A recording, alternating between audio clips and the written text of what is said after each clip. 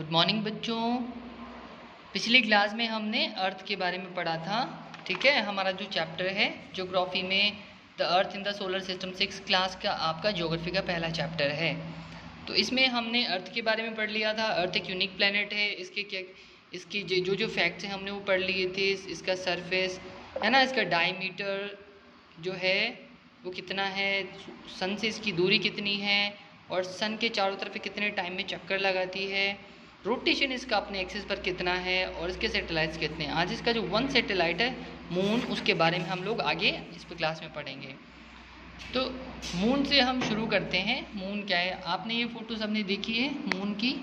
ठीक है, रात को आकाश में हमें मून ऐसा ही दिखाई देता है। तो इस मून के बारे में हम जानेंगे कि ये मून जो है उसकी क्या क्या क्वालिटीज़ है, क्या क्या फीचर्स है इसके। ठीक है, और इसमें इसका जो नेचुरल एनवायरनमेंट है वो कैसा है, ये हम सब इसमें जानेंगे आज। ठीक है, तो शुरू करते हैं। Have you ever wandered why the shape of the moon keeps changing? क्या आपने कभी आश्चर्य नहीं किया कि जो मून की शेप जो होती है वो चेंज होती रहती है। कभी वो हाफ सर्कल होता है, कभी फुल सर्कल होता है ना, कभी बिल्कुल पतला सा दिखाई देता है बिल्कुल।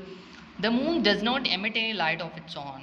चंद्रमा अपने खुद की, जो मून होता है अपनी खुद की कोई भी लाइट नहीं देता है। इसकी खुद की कोई लाइट नहीं होती। It shines because it reflects the light that it receives from the सन।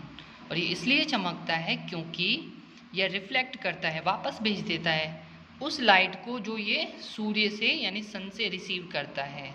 इसी कारण ये हमारा जो मून है चमकता है। ठीक है, आगे चलते हैं। Satellite is a celestial body that moves around the planets in the same way as the planets move around the सन।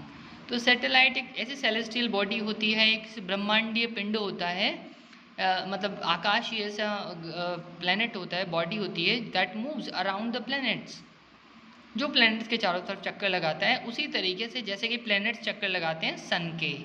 ठीक है, the moon is the earth's only natural satellite and is the 5th largest satellite in the solar system. Moon जो है हमारी धरती का, हमारी अर्थ का एकमात्र सैटेलाइट है, उपग्रह है, इसको हिंदी में उपग्रह बोलते हैं। And the 5th largest satellite in the solar system, और पूरे सोलर सिस्टम का 5वां सबसे बड़ा ये सैटेलाइट है। Its mass and density is much less than earth's. और इसका जो मास है टोटल जो इसका, और इसकी डेंसिटी जो है वो धरती से तो बहुत कम है, बहुत ज़्यादा कम है। Its diameter is only 1/4 that of the अर्थ। इसका जो डायमीटर है ये यहाँ से लेकर, अगर हम बात करें यहाँ से पूरा चंद्रमा को यहाँ से यहाँ तक अगर हम मापते हैं, मेजर करते हैं, तो इसका डायमीटर हो गया। तो डायमीटर जो है ये कितना है, only 1/4 that of the earth, हमारी धरती की ओनली 1/4 पार्ट का है। It appears so big because it is closer to our planet. और ये इतना बड़ा इसलिए दिखाई देता है, हमने रात को चांद देखा है ना, बहुत बड़ा दिखाई देता है। इतना बड़ा इसलिए दिखाई देता है क्योंकि धरती के बहुत पास है। The moon moves around the earth in about 27 days, 27.3 days। इसकी टोटल जो टाइम ड्यूरेशन है वो कितना है धरती के चक्कर लगाने का, 27.3 days है। ठीक है, there is neither air nor water on the moon, ना ही तो इस पर हवा है ना ही इस पर पानी है। The sky is black, it is very hot, 120 degree centigrade during the day and -120 degree during the night. तो हमने देखा कि द स्काई इज ब्लैक, यहाँ से जो आसमान दिखाई देता है वो ब्लैक दिखाई देता है जब हम चांद से खड़े होकर देखते हैं आकाश में। और ये बहुत गर्म होता है, दिन के समय 120 डिग्री का सेंटीग्रेड तापमान होता है, और रात के समय -120 डिग्री सेंटीग्रेड इसका तापमान होता है ना, बहुत ज़्यादा ठंडा, हम सोच भी नहीं सकते उसे, बहुत ज़्यादा ठंडा है ये। Plains, mountains and hollows called craters are found on the moon. मैदान है मून के ऊपर, माउंटेन्स हैं एंड होलोज, और मतलब खोखले भाग हैं, वहाँ पर गड्ढे हैं, उन सबको क्या कहा जाता है, क्रेटर कहा जाता है। The moons gravity is 1/6 that of the earth. और जो मून की ग्रेविटी है, वहाँ का जो गुरुत्वाकर्षण बल है वो केवल 1/6 पार्ट है किसका, धरती का। जितना you could jump about 6 times higher on the moon. तो हम जितना ऊंचा धरती पर जंप लगाते हैं उससे 6 गुना ज़्यादा ऊंचा हम मून पर कूद सकते हैं, क्योंकि वहाँ का जो ग्रेविटी है वो हमसे बहुत कमज़ोर है, 1/6 part only. Your weight on moon will be only 16 that on अर्थ।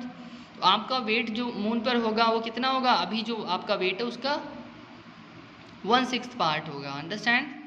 तो ये आप देख लीजिए, इसमें 1/6 है ये, हाँ ये 1/6 that on earth. It is about 3,84,400 kilometres away from Mars. हमसे कितना दूर है हमारा चांद? 3,84,400 किलोमीटर, 3,84,400 किलोमीटर अवे फ्रॉम मास।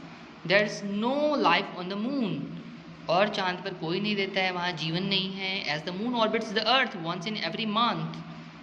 चांद जो होता है हमारी धरती के पूरे एक महीने में एक चक्कर लगा पाता है। The angle between the earth, the moon and the sun changes.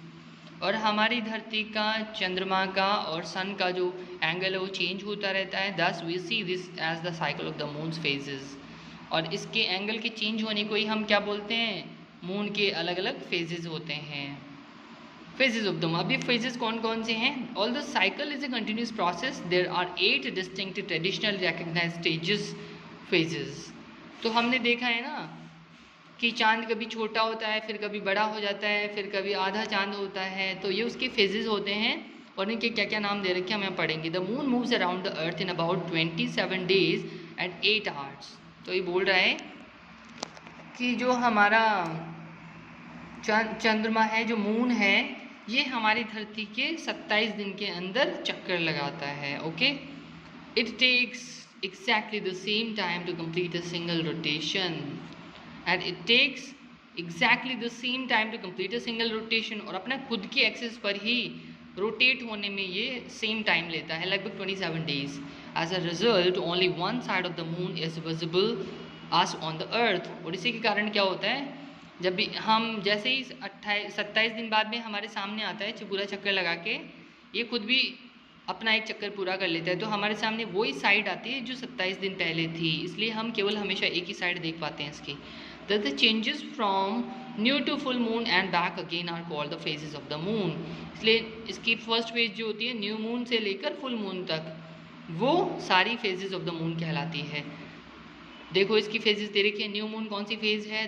The moon is not visible because the eliminated side of the moon faces away from the earth. It is a new moon night of अमावस्या। हमने देखा कि अमावस्या की रात को हमें चंद्रमा दिखाई नहीं देता है। क्यों? क्योंकि moon is not visible because the eliminated side of the moon faces away. चांद तो होता है आकाश में, लेकिन उसकी जो एलिमिनेटेड, ये जो चमकती हुई साइड है इसकी, ये दूसरी तरफ होती है, तो वो हमें दिखाई नहीं देता, हमें केवल उसका अंधेरा पार्ट दिखता है। इसलिए हमें रात को अंधेरे में चांद दिखाई नहीं देता है, और इसको क्या बोलते हैं हम लोग? अमावस्या बोलते हैं।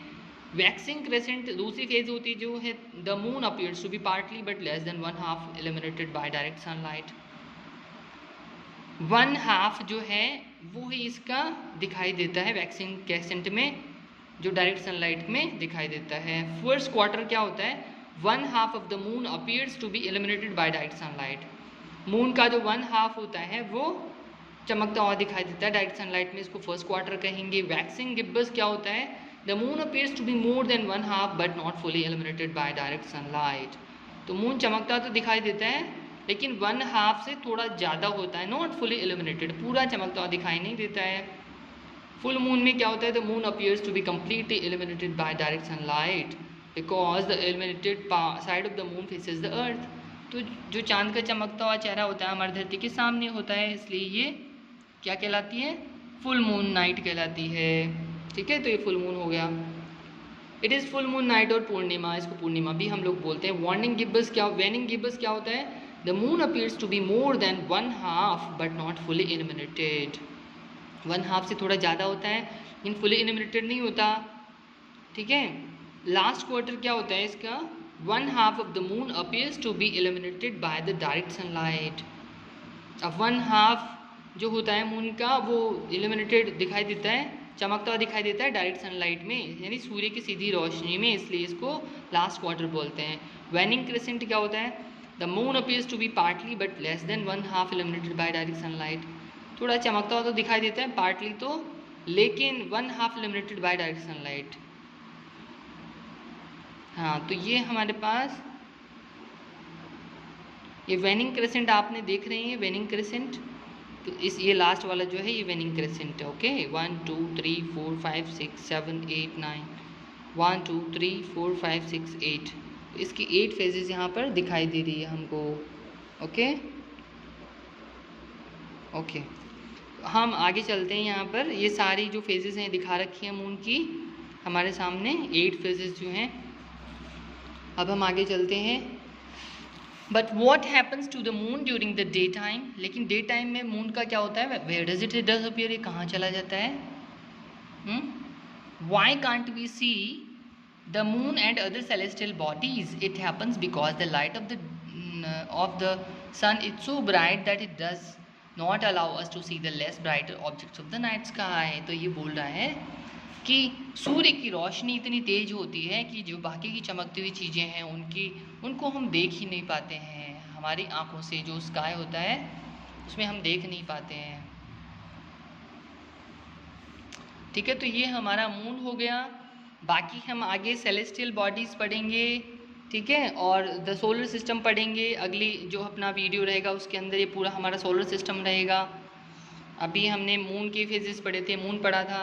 तो आज के लिए इतना ही। मैंने यहाँ पर कुछ लाइंस अंडरलाइन कर रखी है, आप इनको नोट्स के रूप में अपनी कॉपी में उतारिए। ठीक है, वीडियो पॉज कर लीजिएगा और इसको अपनी कॉपी में सब लोग उतारेंगे। ठीक है, नोट्स बनाएंगे इसके। ये पूरा मैंने यहाँ तक अंडरलाइन कर रखा है, यहाँ तक ये देखिए आप, ये पूरा अंडरलाइन है। इसको पूरा नोट्स बनाएंगे आप लोग सेलेस्टियल बॉडी से ऊपर तक। बस सेलेस्टियल बॉडी हम अगले वीडियो में पढ़ेंगे, अगली क्लास में पढ़ेंगे। तो ये आज का आपका द मून का था चैप्टर। इसमें से जो अंडरलाइन दे रखा है वो सारा आपको अपनी कॉपी में नोट्स के रूप में उतारना है। तो आज के लिए इतना ही, बाकी मिलते हैं अगली क्लास में। Bye everyone, thank you.